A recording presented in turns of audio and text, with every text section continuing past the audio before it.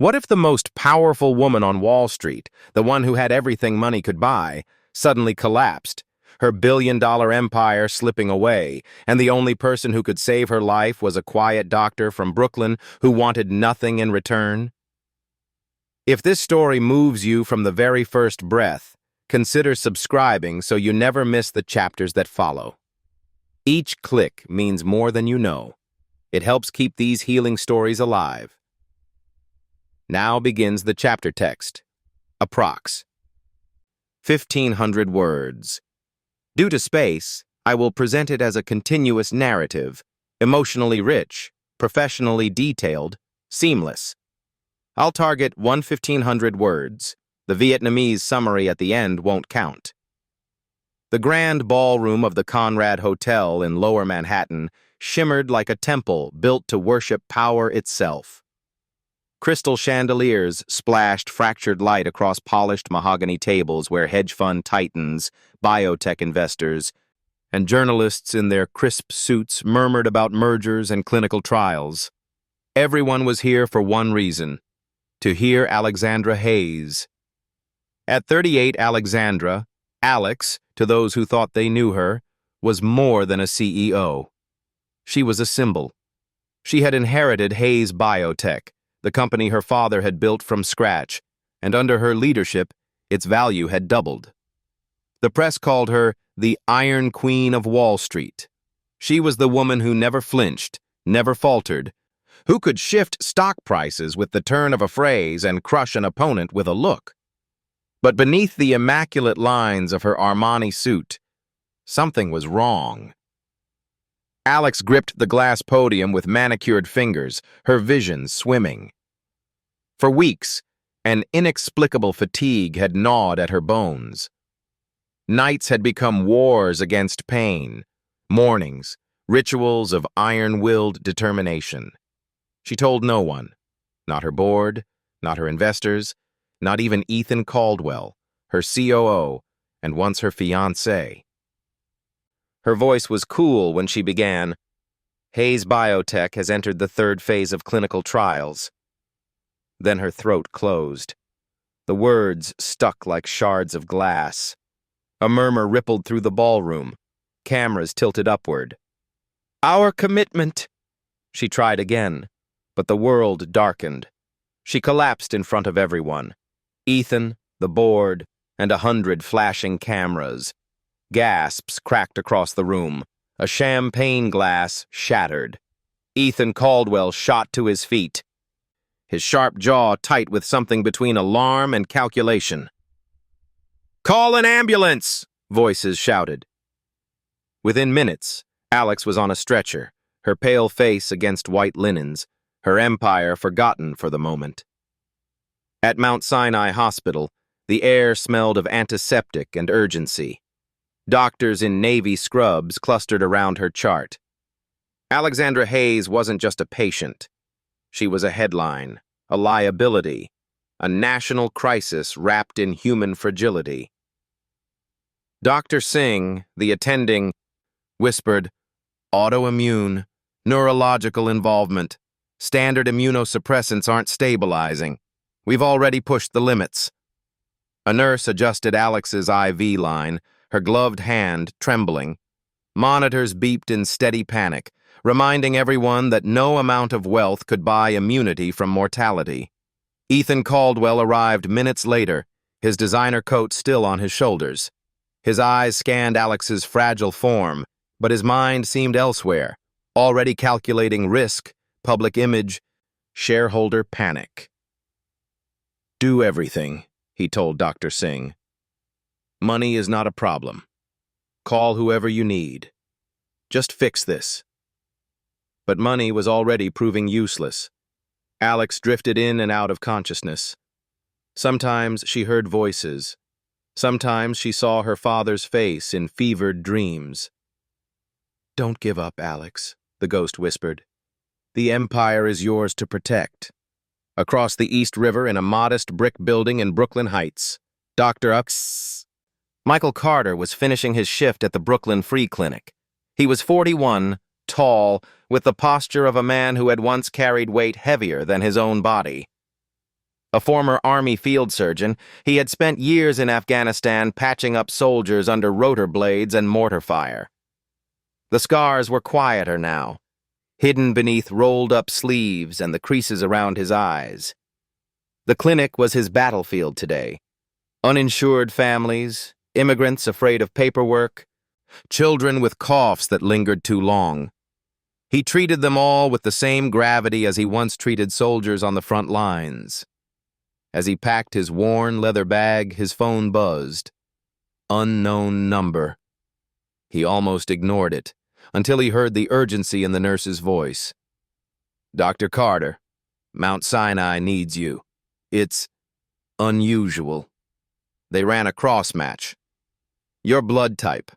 Rare markers. They believe you might be the only match that can stabilize a critical patient." Michael frowned. "What patient?" There was a pause. "Alexandra Hayes." Michael blinked.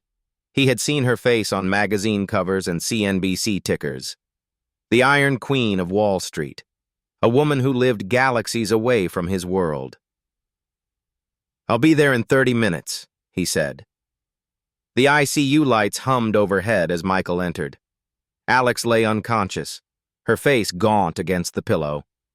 For the first time, he saw not the billionaire titan, but a human being fighting for breath. Dr. Singh explained quickly. "Your military medical records flagged a rare immunological profile. Her system is attacking itself. We believe your plasma could provide temporary stabilization." Michael's jaw tightened.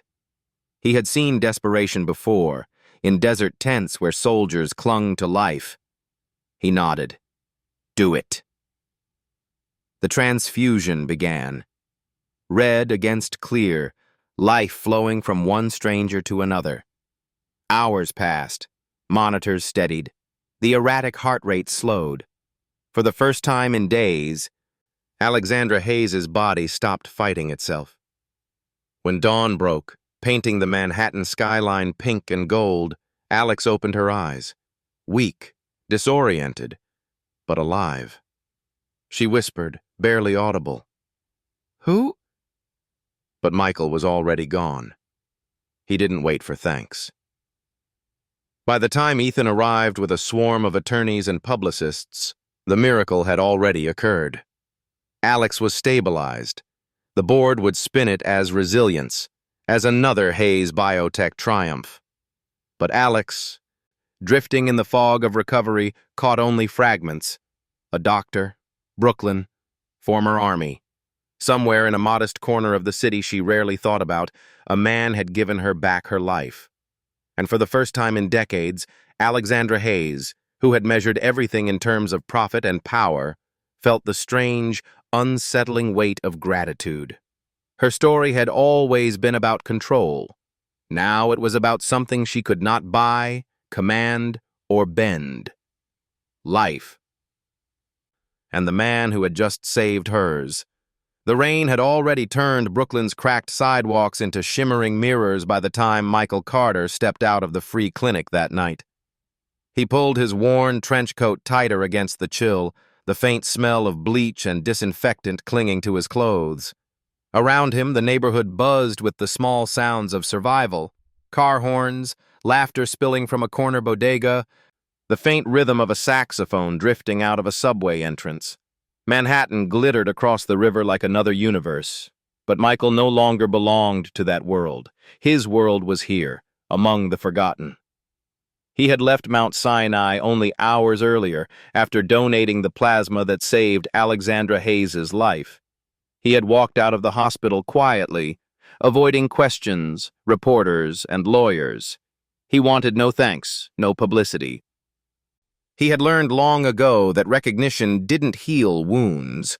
What haunted him wasn't the transfusion. It was her face. Even unconscious, Alexandra Hayes was unmistakable. He had seen her on magazine covers, in glossy photos at airport newsstands. Her name was synonymous with power, wealth, and control. But on that hospital bed, stripped of Armani armor, she looked human, fragile, trembling on the thin thread between life and death. He hadn't expected the sight to stir anything in him. Yet it did. The next morning, the free clinic was already full. The waiting area overflowed with mothers holding restless toddlers, teenagers coughing into their sleeves, construction workers nursing sore backs. The receptionist was overwhelmed, and the air smelled of sweat, coffee, and faint despair. Michael shrugged on his white coat, though the pocket was frayed and the name tag scratched nearly clean. His first patient was Maria Lopez, a single mother of 3 who suffered from severe asthma. "Doctor," Maria wheezed as she clutched her inhaler. "I can't breathe. My landlord won't fix the mold in the apartment. I don't know what to do." Michael knelt to her level, his voice gentle. "Maria, I told you last week. I'll write the report again. The city inspectors can't ignore 3 notices in a row, and I'll get you a stronger inhaler until the building is cleaned up." Maria's eyes brimmed with tears. "I don't know how to thank you." Michael offered her the faintest smile. "Just keep breathing. That's thanks enough." He remembered names, histories, and every small detail. To Michael, patients weren't numbers. They were stories, and each story mattered. By noon, he had seen 12 patients. He stitched a cut hand, prescribed antibiotics, and coaxed an elderly man to finally take blood pressure medication. It wasn't glamorous work, and it didn't pay nearly enough to cover the rent. But it was honest, and it gave him meaning. That evening, Sophie arrived at the clinic after school. She was 10, with dark hair falling into her eyes, a backpack slung over her shoulder, and the kind of energy that filled whatever space she entered. "Dad," she said, standing in his office doorway with mock exasperation, "you forgot my math homework on the kitchen table again." Michael chuckled, rubbing his tired eyes. "Guess that's what happens when you live with a genius. Your old man can't keep up." Sophie rolled her eyes, but a smile tugged at her lips. She was wise beyond her years, carrying resilience no child should have to bear. Losing her mother had carved maturity into her face, but she still laughed easily when her father teased her. "Did you eat dinner?" Michael asked. "Peanut butter sandwich, with the last of the strawberry jelly." He sighed. The pantry was nearly empty again. He made a note to pick up groceries, even if it meant skipping his own meals for a few nights. Sophie deserved better than he could give her, but he kept trying. 2 days later, the knock came. Michael was in his office between patients, scribbling notes into a battered file, when the door opened. A man in a tailored suit stepped inside, exuding the polished aura of corporate Manhattan. Without a word, he set a white envelope on Michael's desk. "Dr. Carter?" Michael looked up warily. "Yes." The man slid a business card across the desk. "Hayes Biotech, Executive Division." "My employer asked me to deliver this," he said curtly, then left. Michael stared at the envelope for a long moment before opening it. Inside was a cashier's check. The number printed across it made his breath catch. $10 million. For services rendered. For blood. For silence. Michael sat back, stunned. $10 million could change everything. He could buy Sophie a home with a yard, put her through college, expand the clinic, hire staff, pay off debts. He could erase every worry that gnawed at him in the dark hours of night. But his gut twisted. He remembered Emily, his wife, Sophie's mother, lying in a hospital bed, her body convulsing from seizures brought on by a drug Hayes Biotech had pushed into trials. He had begged them to halt, flagged every risk, filed every report. They hadn't listened. They had chosen profit over people. And Emily had paid the price. $10 million could never wash that away. He folded the check, slipped it back into the envelope, and locked it in the bottom drawer of his desk. He would not touch it. That night, Sophie noticed something was wrong. She stood in the doorway of their small kitchen, clutching a glass of milk. "Dad," she said softly, "why do you look sad?" Michael hesitated. He didn't want to burden her, but Sophie was sharper than most children. She always knew. "A woman was very sick," he explained. "I helped her. Her company thinks that deserves a reward." "Like a thank you gift?" Sophie tilted her head. Michael gave a rueful smile. "Something like that." "Then why don't you look happy?" He crouched to meet her eyes. "Because sometimes gifts come with chains, and sometimes saying no is harder than saying yes." Sophie thought about that, then reached for his hand. "Mom used to say, the right thing is usually the hardest thing." Michael swallowed hard, his throat tight. "She was right." Sophie squeezed his hand.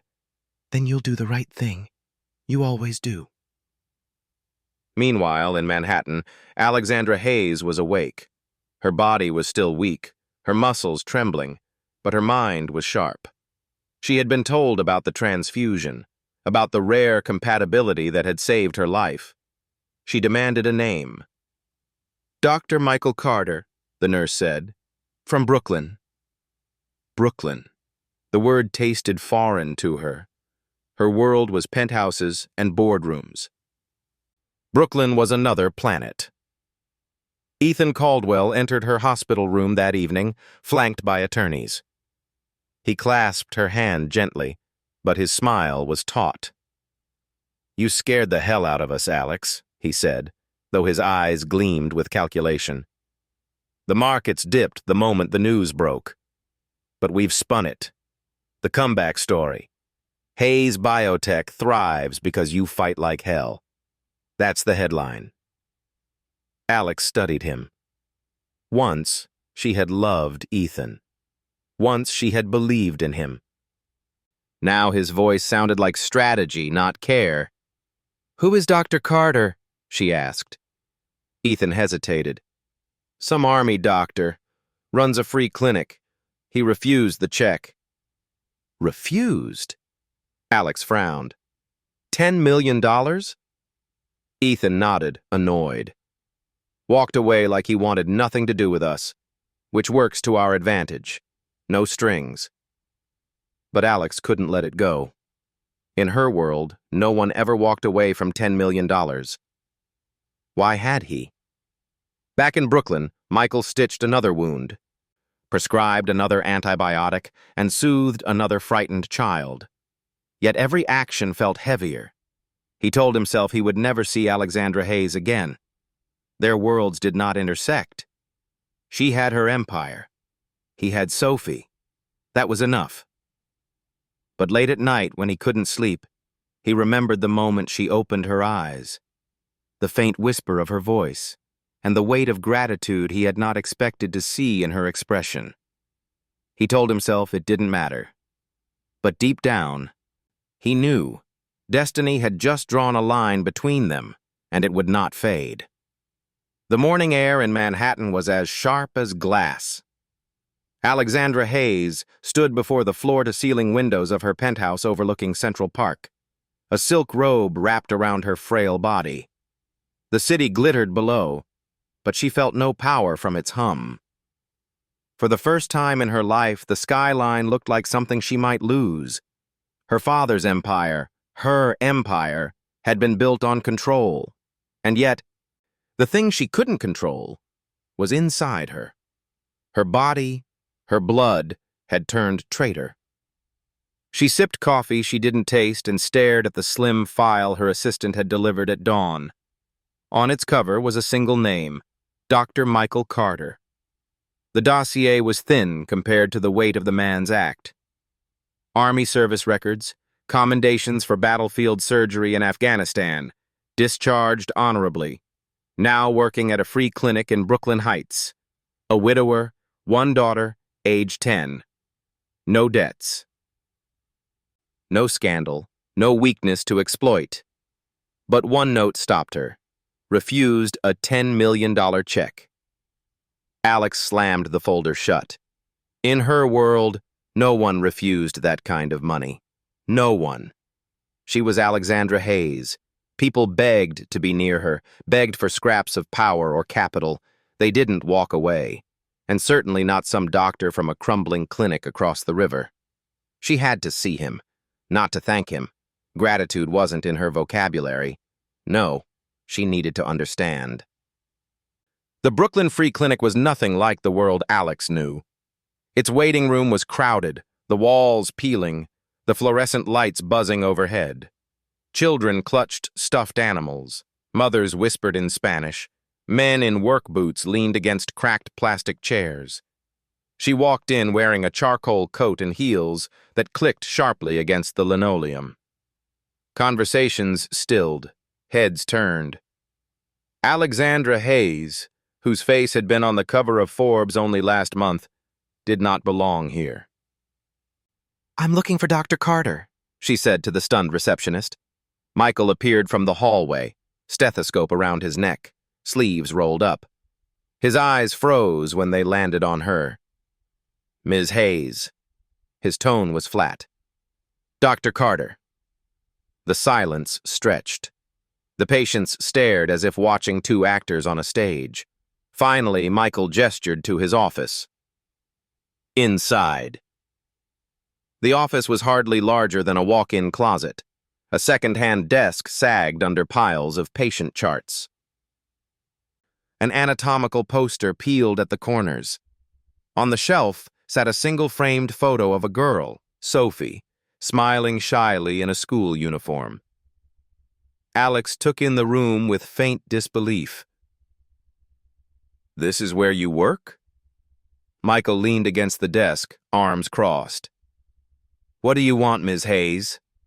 Her voice hardened. "You saved my life." "I didn't do it for gratitude. I didn't come to thank you." She reached into her handbag, pulled out a folded envelope, and placed it on his desk. $10 million. "Take it." Michael didn't even touch it. "I already told your people no." "Then tell me yes." Her words carried the weight of a woman used to closing billion-dollar deals. "Do you have any idea what you did? You stabilized a condition the best doctors in the world couldn't control. Do you understand the value of that?" Michael's eyes darkened. "I understand the value of a life, not its price." The words struck deeper than Alex expected. For a moment, her composure slipped. "Why?" she whispered. "Why would you walk away?" He exhaled slowly, his gaze shifting to Sophie's photo. "Because I didn't save you for profit, Ms. Hayes. I saved you because it was right." Her breath caught. Altruism was alien to her. She studied him, waiting for the hidden angle, the demand, the leverage. But there was none. "Everyone has a price," she snapped, recovering her edge. "Even you." Michael's jaw tightened. "Don't mistake poverty for weakness." The silence in the room thickened until it felt like another presence. Finally, Alex stood, brushing invisible dust from her coat. "The board is asking questions. About you. About your blood. If this gets out, there will be consequences." Michael's voice was steady. "Then keep it quiet. You're good at that." She paused at the door, her hand on the knob. "Why do I get the feeling you hate me?" For the first time, his composure cracked. "I don't hate you, but I know what your company cost me." She froze, but didn't ask. Perhaps she was afraid to hear the answer. That night, Alex sat in her penthouse, staring at the city lights. His words echoed in her head. Don't mistake poverty for weakness. Her father had once told her something similar, long before power hardened her. Strength means nothing if you can't sleep at night, Alex. She had buried those words under years of boardroom wars. Now they rose again. She couldn't stop seeing his face, calm, resolute, immune to her intimidation. For once, she had met someone who couldn't be bought, and it unsettled her more than she wanted to admit. At the clinic, Michael returned to his work, stitching wounds, listening to coughs, prescribing medicine. But her face haunted him too. The woman he had saved wasn't just a CEO. She was a reminder of the world that had taken Emily from him. Late that night, as he packed his bag, a patient stopped him. An old man, his eyes clouded with cataracts, placed a worn notebook in Michael's hands. "Doctor," he said in Spanish, "for you. So you remember our names." Michael opened it. The notebook was filled with handwritten notes, patients he had treated, stories he had heard, a record of truth. He tucked it under his arm, feeling the weight of lives far from Wall Street, lives Alex Hayes would never see. Or so he thought. 2 days later, Alex returned. This time, she wasn't in Armani. She wore jeans, sneakers, a simple navy sweater. The patients stared less, though some still whispered. "You're back," Michael said, surprised. "I need answers," she replied. They sat in his cramped office again. She asked about Afghanistan, about the clinic, about Sophie. He answered cautiously, offering only pieces. When she pressed about Emily, his expression shuddered. But when she finally asked the question that haunted her, "Why did you choose to save me?" his answer was the same.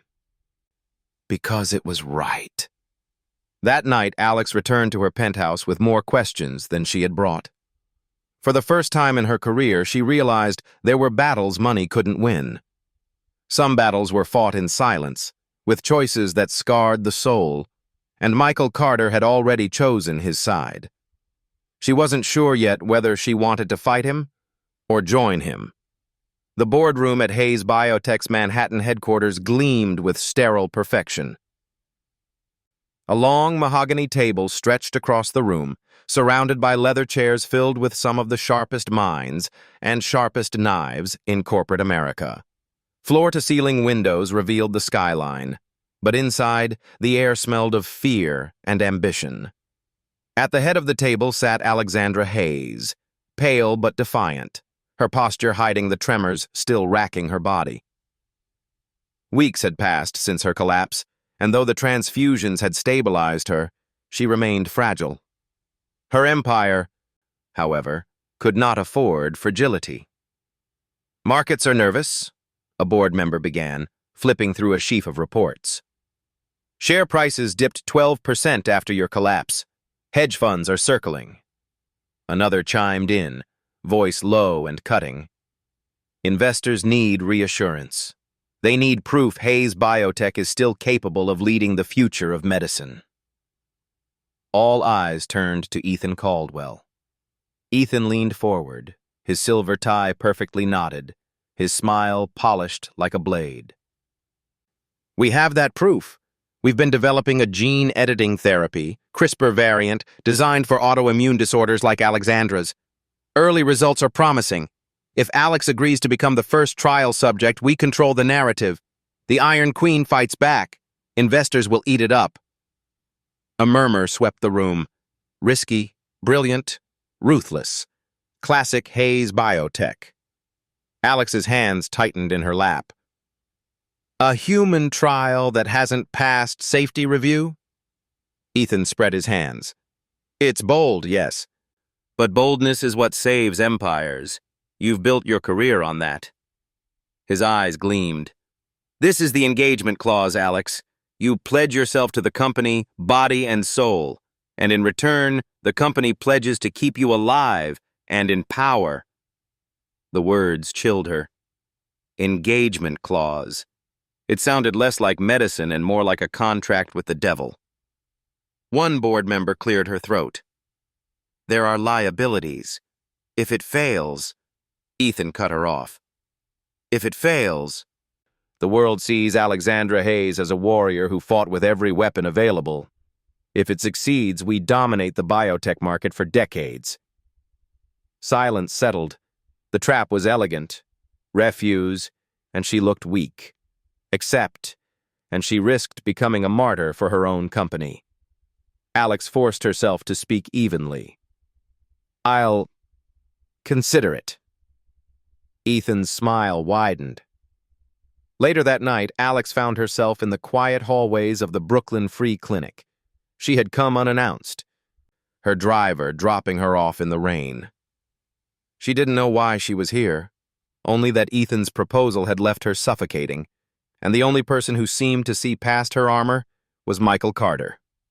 Michael met her in his office, surprise flickering across his features. You again? You said my company cost you something, Alex said, skipping pleasantries.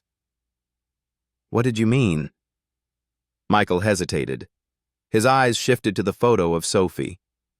For a long time, he said nothing. Finally, his voice was low, rough. My wife, Emily. She died in a trial your company sponsored. The drug was rushed. Data was ignored. I filed reports, begged them to halt. They didn't. She seized until she never woke up. Alex felt the words like a slap. She wanted to deny it, to say she wasn't responsible. But Hayes Biotech was her blood, her legacy, and her silence made her complicit. I'm sorry, she whispered, surprising herself. Michael's eyes hardened. Sorry doesn't bring her back. She looked down, ashamed. Ethan is pushing me into a trial, CRISPR therapy, untested. He says it's the only way. Michael's face darkened. That's exactly what they told Emily, the only way. But the truth is, it was the fastest way to profit. She bristled. I don't want profit. I want to live. Then don't let Ethan turn you into a marketing campaign. Michael's voice rose, rare anger cutting through his usual calm. You're not a weapon for them to wield. Alex flinched. No one spoke to her like this. No one dared. And yet, hearing it felt like oxygen after weeks of suffocation. You think I'm a fool? She said quietly. I think you're smart enough to know when you're being used. Their eyes locked, two storms colliding in a tiny office. And for the first time, Alex felt not like a CEO or a queen, but a woman caught between death and betrayal. The next day, Ethan cornered her in her penthouse. Why did you go to Brooklyn? He demanded. His composure was cracking. Reporters saw you near the clinic. Alex stiffened. I went to thank Dr. Carter. Ethan's jaw clenched. That man is dangerous. He's bitter, resentful. He'll drag your name through the mud. She raised an eyebrow. Or maybe he just doesn't play your game. Ethan grabbed her wrist too tightly. Don't trust him. He's not one of us. She yanked her hand free, fury flashing. Maybe that's exactly why I trust him. Ethan's eyes darkened. For a moment, she saw the man beneath the charm, the ambition, the hunger. And she realized he would burn everything, even her, to climb higher. That night, Alex sat awake in her penthouse, staring at her father's portrait. Robert Hayes, smiling, larger than life. He had built Hayes Biotech from nothing, but what had it cost? The engagement clause loomed in her mind. If she signed, she might save her empire. Or she might die for it. Her phone buzzed. A text from an unknown number. Don't sign anything until you know the truth. No signature. But she knew who it was. Michael. The following week, the board reconvened.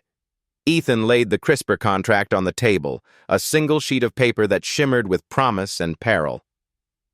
All it needs, he said smoothly, is Alex's signature. Alex's hand hovered over the pen.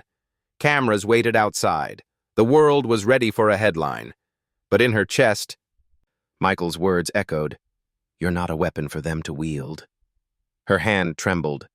For the first time in her career, Alexandra Hayes didn't know which move would save her, and which would destroy her. The rain in Brooklyn came in sheets that night, hammering the clinic's tin awning like drumbeats of war. Michael Carter sat at his cluttered desk, the lamp casting shadows across half-finished charts. He rubbed his temples, exhaustion pressing down, when the phone rang. It wasn't the clinic's landline. It was his private phone, the one almost no one called. He answered cautiously. Dr. Carter. For a moment, only silence. Then a woman's voice, low and hesitant. Michael, it's Alexandra Hayes. He closed his eyes. He should have expected this. How did you get this number? Your receptionist. I told her it was an emergency. His jaw clenched. And is it? Her breath shuddered through the line. I couldn't sleep. They want me to sign the trial papers tomorrow. I don't know what's real anymore. The board, Ethan, the lawyers, they all tell me it's the only way. Michael leaned back, staring at the water dripping down his office window. It's not the only way. It's the fastest way. For them. Silence stretched between them, thick with unsaid truths. Finally, Alex whispered, Can you just talk to me for a little while? Michael should have ended the call. He didn't. They spoke in fragments at first. Alex asked about the war, about Afghanistan. Michael's voice grew quieter, the words pulled from somewhere deep. Dust everywhere, helicopters shaking the ground. I spent nights stitching kids barely older than my daughter. Sometimes we saved them. Sometimes, but we didn't. Her breath caught. And you lived with that? I didn't have a choice. The line crackled with rain and silence. Then she asked about Sophie. She's 10, Michael said. His voice softened, almost imperceptibly. Bright. Too bright for her own good. She likes to read at night, under the covers, even when I tell her to sleep. Her favorite book is The Paper Dragon. She says the dragon isn't scary, just lonely. Alex froze. The Paper Dragon? Yes. Her voice wavered. That was my book, too. My father used to read it to me back when he still had time. Something shifted then, something fragile and human. For the first time, they weren't CEO and doctor. They were two people remembering the same dragon from childhood pages, two children who had grown into lives they didn't choose. Alex whispered, I'm scared, Michael. He didn't try to soothe her with platitudes. You should be. Fear means you still want to live. The next morning, Alex arrived at Hayes Tower for the board meeting. The trial papers sat waiting, Ethan's pen gleaming like a dagger. Cameras lined the hallway outside. But Michael's words echoed in her head. Fear means you still want to live. Her hand hesitated. She pushed the papers back. Not yet. Ethan's smile faltered. That evening, Alex returned to the clinic. No entourage, no security. She slipped inside like a trespasser in her own city. Michael was treating a boy with a broken arm, his voice calm as he wrapped the cast. When he looked up and saw her, surprise flickered, but not anger. I thought CEOs didn't make house calls, he said dryly. I needed to see you, she admitted. They ended up in his office again, the little room that smelled of antiseptic and coffee. Alex studied the framed photo of Sophie. She looks like Emily, doesn't she? Michael's head snapped up. How do you know that name? Alex hesitated. I asked around. Quietly. They told me about your wife. About the trial. His face hardened. And what did you come here for? To apologize on behalf of your empire? Her voice cracked, unguarded. I don't know. I don't want to be Ethan's pawn, but I don't know how to fight without him. Michael leaned forward, eyes blazing. Then stop fighting his way. Fight yours. It was close to midnight when Alex left the clinic. The streets of Brooklyn were slick with rain, neon signs reflected in puddles. For once, she felt smaller than the city around her. As her driver opened the car door, she glanced back at the clinic window. She could see Michael silhouetted at his desk, the glow of his lamp haloing his tired frame. For reasons she couldn't name, she felt safer knowing he was there. The following week, tabloids erupted with whispers. Why had Alexandra Hayes been seen near a rundown Brooklyn clinic? Who was the mysterious doctor? Ethan stormed into her penthouse, slamming a magazine on the marble counter. "You're reckless," he spat. "Do you want to ruin us? You fraternize with some widowed army doctor in the slums, and the press eats it alive." Alex's eyes flared. "Don't you dare speak of him that way." Ethan froze. He had seen her fury in boardrooms, but this was different. Personal. "You're slipping," he said coldly. "This isn't the Alex I knew." Her voice was ice. "Maybe that's the point." That night, the phone rang again. Michael answered on the first ring. "Alex?" Her breath trembled down the line. "I think I made an enemy today." "You already had one," Michael said quietly. For a moment, neither spoke. Then Alex whispered words she had never said to anyone. "Thank you for talking to me. No one else listens." Michael leaned against the wall, closing his eyes. "Careful, Alex. Talking can be dangerous." But he didn't hang up. And neither did she. The night smelled of smoke long before Michael Carter realized his building was burning. He had just finished reading Sophie a chapter from The Paper Dragon. She had fallen asleep with the book on her chest, her dark lashes resting on her cheeks. For a rare moment, Michael felt peace. Then a faint crackle drifted through the open window, followed by shouts from the street. He frowned. The air tasted wrong, sharp, acrid. He stepped into the hallway and froze. Smoke was curling upward, black and hungry, seeping under doors and licking the ceiling tiles. "Dad?" Sophie's small voice trembled behind him. Michael turned fast, scooping her into his arms. "It's okay, sweetheart. Stay calm." But inside, his pulse hammered. The stairwell door was hot to the touch when he tried it. He jerked his hand back, swore under his breath. Flames roared below. Whoever started this fire had known what they were doing. They had no choice but to go down. Michael wrapped Sophie in his jacket, pressed a damp cloth to her face, and pushed the stairwell door open with his shoulder. Heat slammed into them like a wall. The stairwell was chaos, smoke swirling, alarms screaming, the glow of fire devouring lower floors. Neighbors stumbled past, coughing, panicked. "Hold on tight," he told Sophie.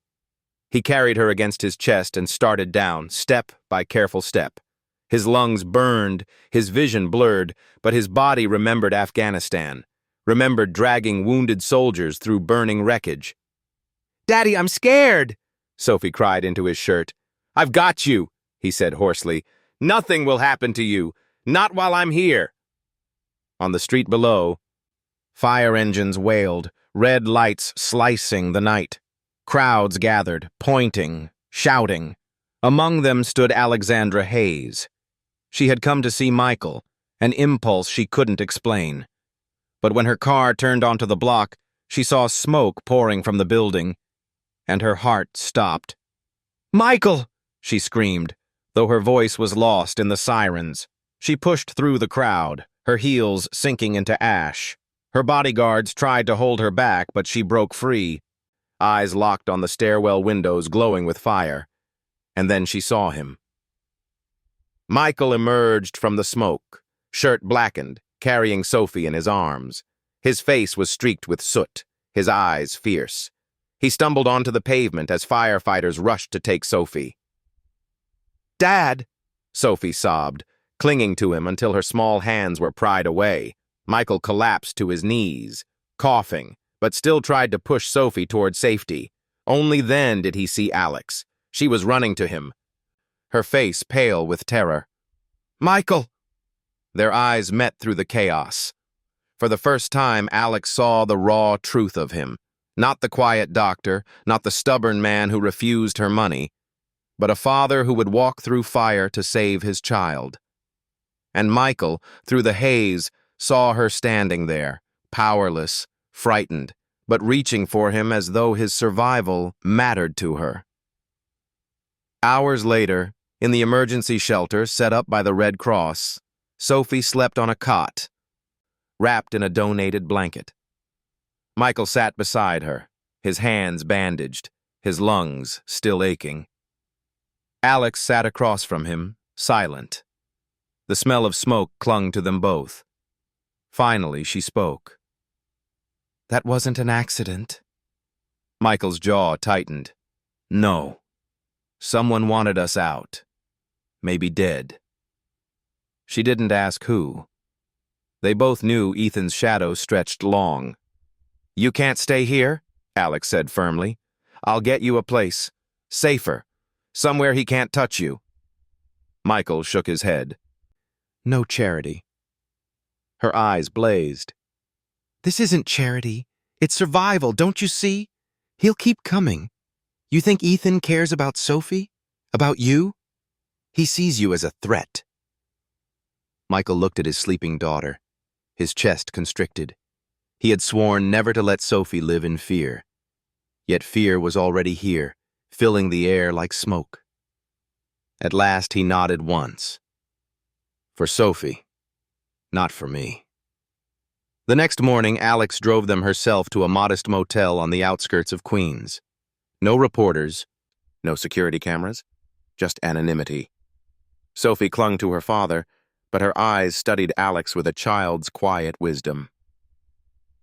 "You came," Sophie said softly. Alex knelt, meeting her gaze. "Of course I came." Something in the girl's face, trust, innocence, pierced Alex deeper than any boardroom battle ever had. Michael watched the exchange, torn. Part of him wanted to push Alex away, to keep her far from Sophie's fragile world. But another part, quieter, dangerous, was grateful. That night, when Sophie finally fell asleep in the motel room, Michael stepped outside. Alex was waiting by her car, the city's glow painting her in silver. "You shouldn't be here," he said, voice rough. "And yet, here I am," she answered. He exhaled, shoulders heavy. "Why? Why risk yourself for us?" Her eyes searched his. "Because when I saw you come out of that fire, I realized something. You fight for life, not for power. And maybe I need to learn how to do the same." For a long moment, neither moved. The night hummed with distance and closeness all at once. Then Michael turned back toward the room. "Good night, Alex." She watched him go, her heart unsteady. For the first time, Alexandra Hayes felt safer in a motel parking lot with a broken doctor and his daughter than in any penthouse on Wall Street. But miles away, in his glass office, Ethan Caldwell poured himself a drink and smiled coldly at the news report about the fire. "Accidents happen," he murmured. And yet, even as he savored the illusion of victory, a seed of doubt gnawed at him. Alex was slipping from his control, and Michael Carter, smoke-stained, stubborn, unyielding, was the reason why. The autumn sun dipped low behind the jagged skyline, painting Manhattan in hues of molten gold. Alexandra Hayes stood at the window of her office, her reflection shimmering against the glass. For weeks, she had moved between two worlds, the marble corridors of Hayes Biotech and the dim hallways of Michael Carter's clinic, or now, the cramped motel room where he and Sophie lived. She felt split in half. One life demanded ruthless strength, the other whispered of something she'd nearly forgotten. Trust. and trust terrified her more than any boardroom war. It began with whispers. Tabloids printed blurry photographs of Alexandra leaving the Brooklyn clinic at midnight.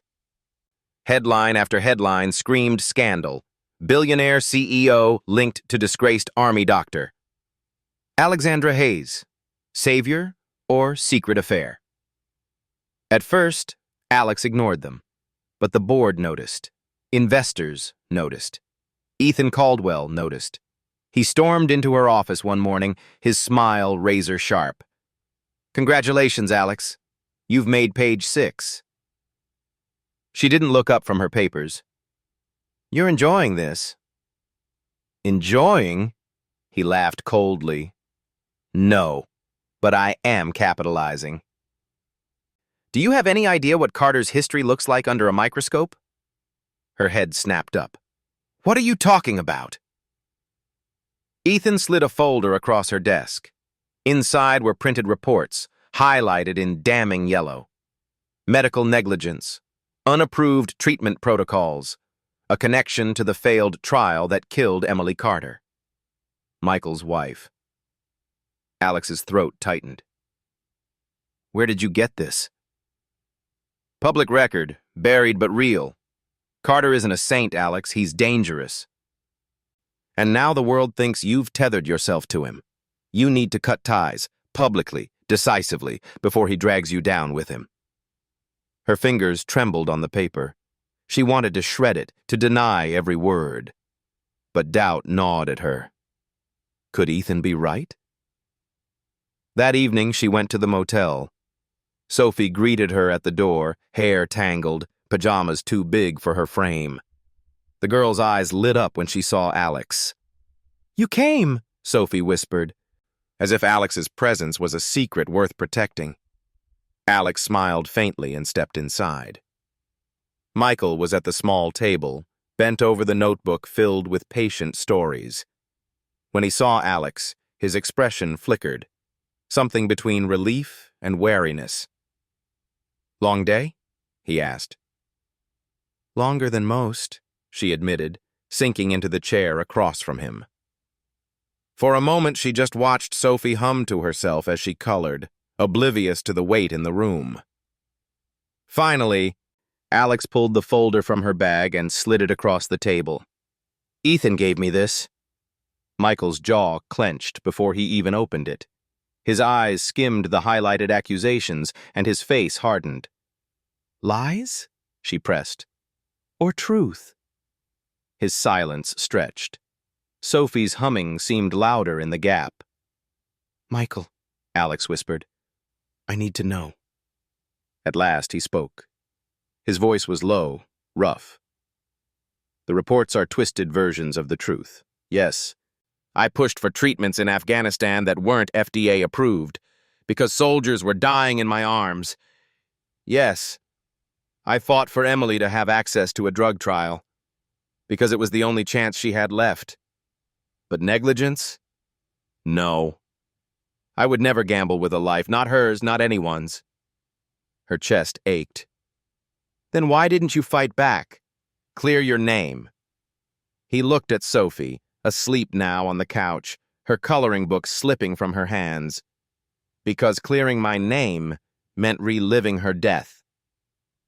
And Sophie had already lost enough. Alex's doubts wavered, but didn't vanish. She had built her life on evidence, contracts, numbers. Words, no matter how raw, felt fragile against Ethan's glossy reports. "I want to believe you," she admitted softly. "Then believe me," he said simply. The quiet conviction in his tone cut deeper than any evidence could. Days blurred into weeks. Alex kept her visits quiet, slipping between board meetings and the motel. Slowly, her armor cracked. One evening, Michael let her join him on rounds at the clinic. She followed him through crowded halls, watching as he knelt to listen to a child's heartbeat, as he reassured an elderly man with nothing more than a squeeze of the hand. There was no arrogance, no performance, only care. Later, when they stepped outside into the cool night, Alex said quietly, "I used to think leadership was power, but you lead with something else." Michael glanced at her. "With what?" "Trust." He smiled faintly. "Trust doesn't make headlines." "No," she said, "but maybe it makes a life worth living." But Ethan wasn't finished. One morning, Alex awoke to headlines far worse than tabloids. Major outlets carried the story. Hayes Biotech CEO's savior tied to fatal drug trial. Michael Carter's wife died under Hayes' program. Conflict of interest? The narrative was brutal. Ethan had leaked it. In the boardroom, members whispered of liability, of scandal. Some called for Alex to distance herself.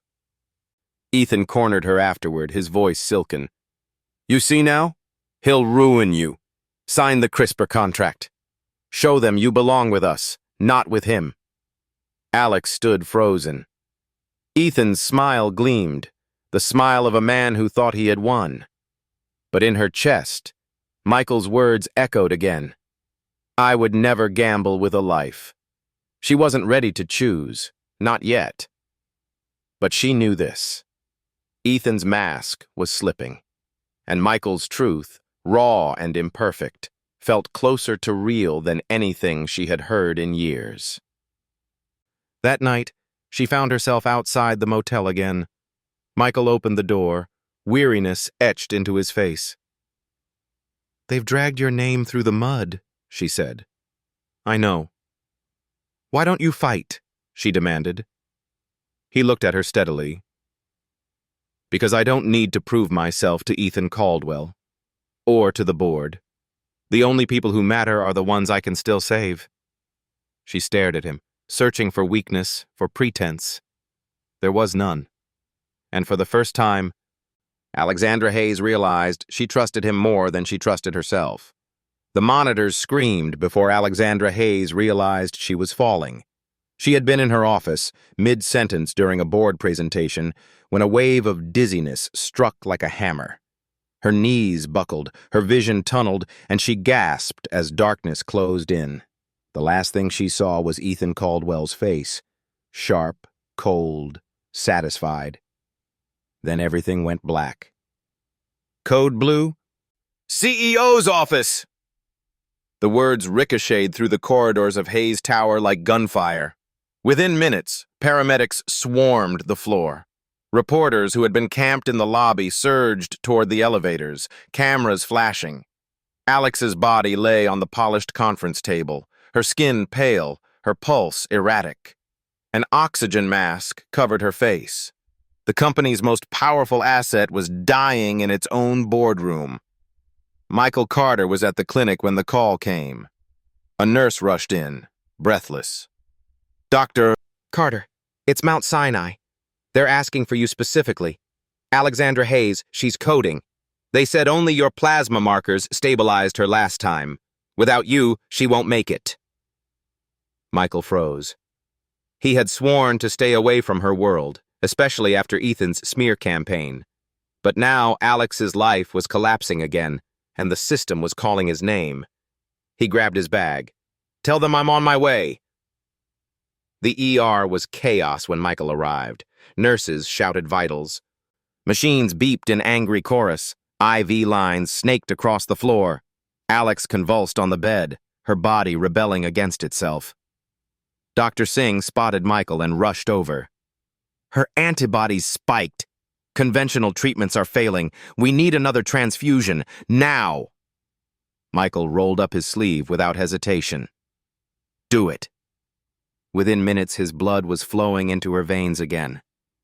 He sat nearby, pale but steady, watching the monitor as her heart rate slowed, then steadied, then finally found rhythm. The room exhaled as one.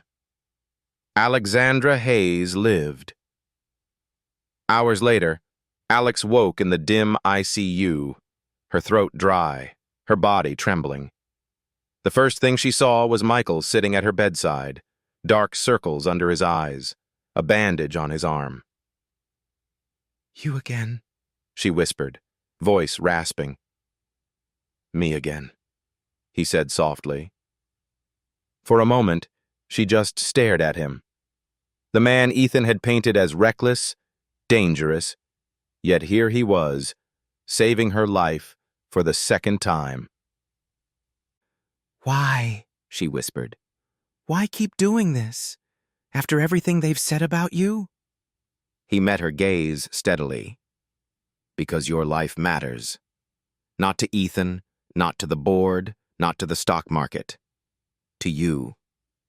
And maybe to me. Her breath caught. Something inside her chest shifted, fragile but undeniable. Ethan appeared the next morning, flanked by attorneys and cameras. His expression was the mask of a concerned executive, but his eyes flickered with something colder. Alex, he said smoothly. Thank God you're awake. The board is relieved. The markets, too. We can spin this. Another miraculous recovery. Another triumph for Hayes Biotech. Michael bristled. She almost died. And you're thinking about markets? Ethan's smile didn't falter. And you're thinking about what, Doctor? Your moment in the spotlight? Michael took a step forward, fury in his eyes. The only thing I care about is her surviving the next 24 hours. The tension in the room thickened. Alex, still weak, lifted a trembling hand. Enough!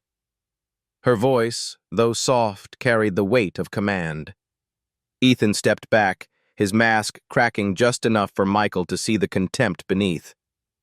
That night, when the ICU was quiet, Alex spoke again.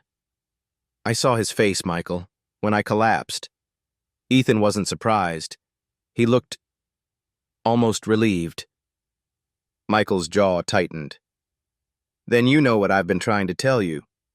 He doesn't care if you live. He only cares what your death would mean for the company. She shivered, not from illness, but from clarity. For years, she had told herself Ethan was her partner, her equal. But now she saw the truth. He was her enemy. And sitting beside her, exhausted but unyielding, was the only man who had chosen her life over power. Twice. 2 days later, Alex was discharged under strict observation. Instead of returning to her penthouse, she made a decision that shocked everyone, herself most of all. I want to recover at the motel, she told Michael. He stared at her. Alex, you can't. I can, and I will. I don't feel safe in my world right now, but I feel safe with you. The words hung in the air like a confession. At the motel, Sophie opened the door, eyes wide. You're staying here? The girl asked. Alex knelt, smiling faintly. If that's all right with you. Sophie grinned, the kind of smile that lit up a room. Then you're family now? Michael looked between them, torn between disbelief and something dangerously close to hope. That night, the three of them shared takeout boxes at the small motel table. Sophie chattered about school while Alex laughed softly, the sound strange in her own ears. Michael watched them both, a knot tightening in his chest. For the first time since Emily's death, his world felt less empty. But outside, in the shadows, Ethan's men watched the motel windows. Their orders were simple. Report everything. Ethan Caldwell wasn't done. Not yet. The glass tower of Hayes Biotech loomed like a fortress against the Manhattan sky, its steel lines gleaming in the morning sun. Inside, tension buzzed through every corridor. Employees whispered in hushed tones. Reporters gathered outside, and the board convened in an emergency session. At the center of it all stood Ethan Caldwell. He had always dressed like victory. Tailored suit, perfect tie, every gesture calculated. But today, though his smile still flashed for the cameras, something in his eyes betrayed unease. The story he had unleashed, the smear against Michael Carter, had spun out of his control. Instead of destroying Carter, It had drawn attention to Hayes Biotech's own sins. Old scandals resurfaced. Families of drug trial victims came forward. The ghosts Ethan thought buried were clawing back to the surface. Alexandra Hayes entered the boardroom, pale but resolute. She had recovered just enough from her collapse to walk without trembling, but the oxygen of power felt different now, thinner, less intoxicating. Ethan rose theatrically. "Alex," he said smoothly, "you look radiant. The markets are waiting for reassurance. Let's give them the show they need."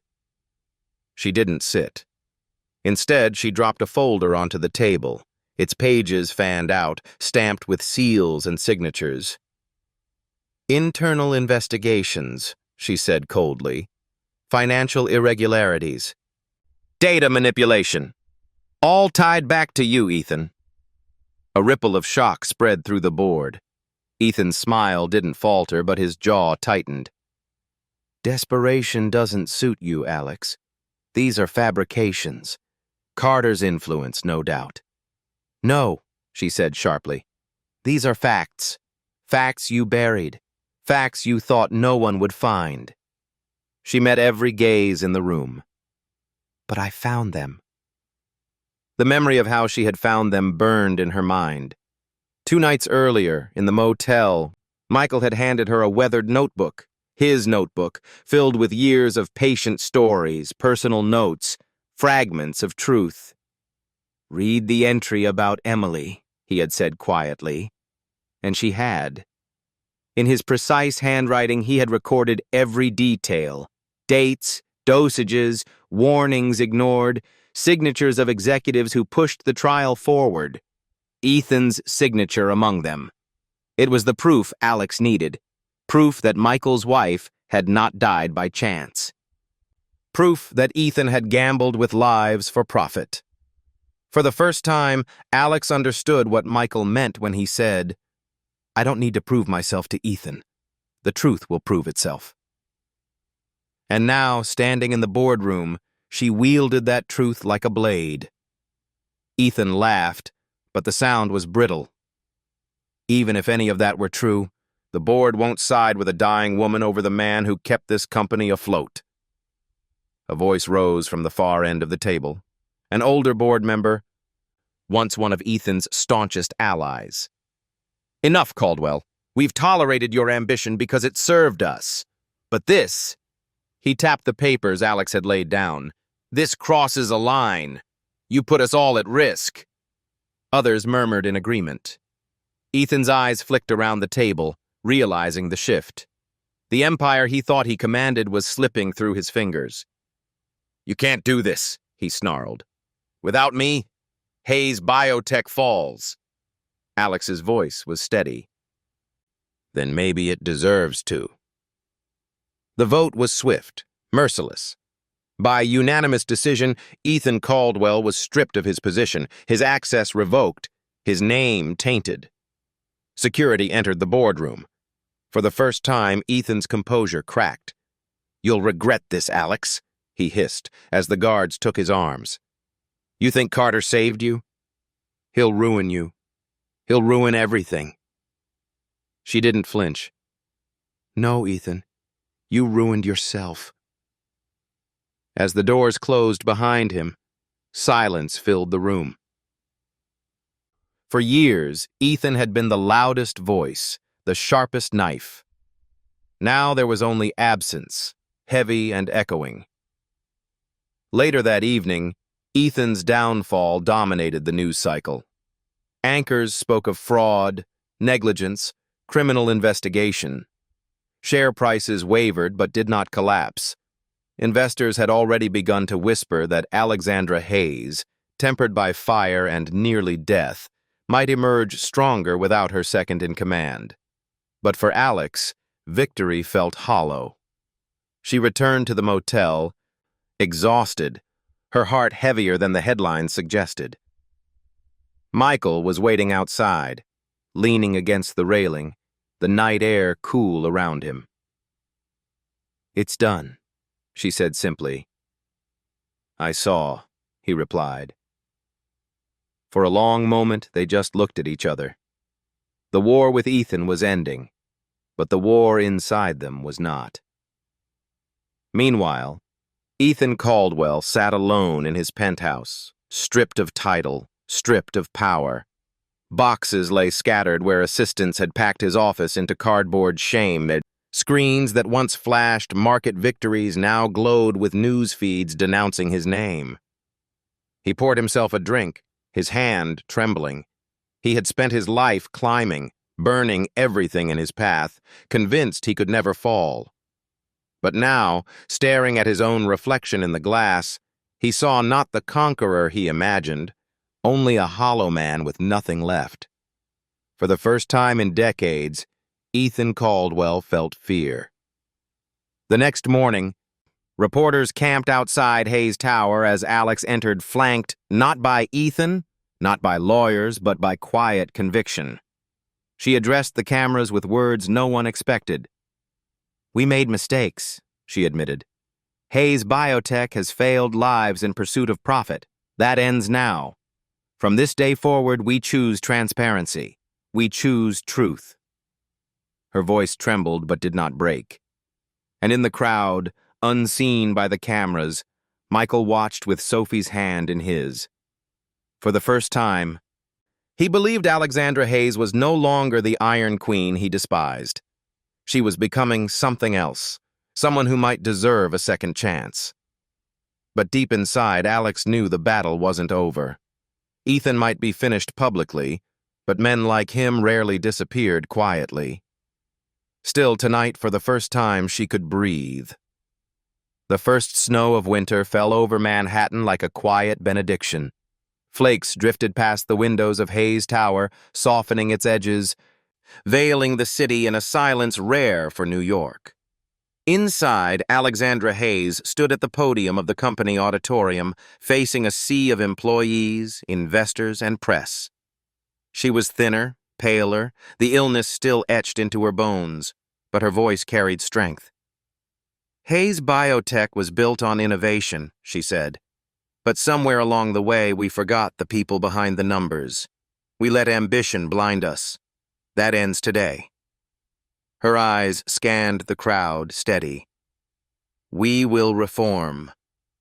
We will rebuild trust, not through profit, but through transparency. We are more than a company. We are a promise, and I intend to keep it." Applause rippled across the room, cautious at first, then stronger. For the first time in years, Alex felt the sound wasn't for her power, but for her courage. And in the wings of the stage, Michael Carter watched silently, Sophie's small hand in his.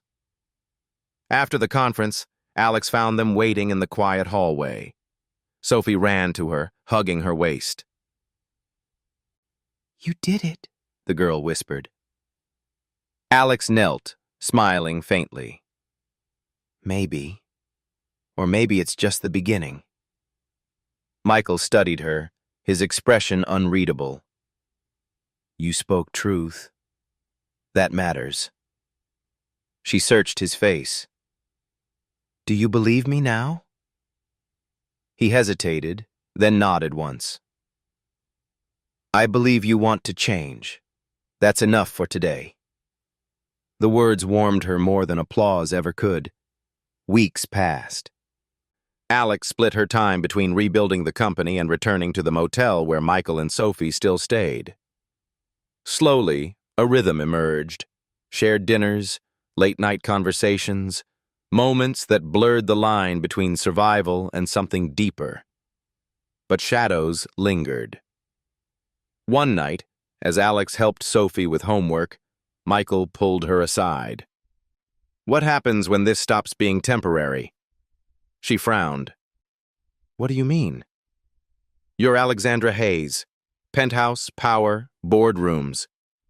Sophie and we're not part of that world." Her voice trembled. "Maybe I don't want that world anymore." He looked at her, torn. "And if you can't walk away?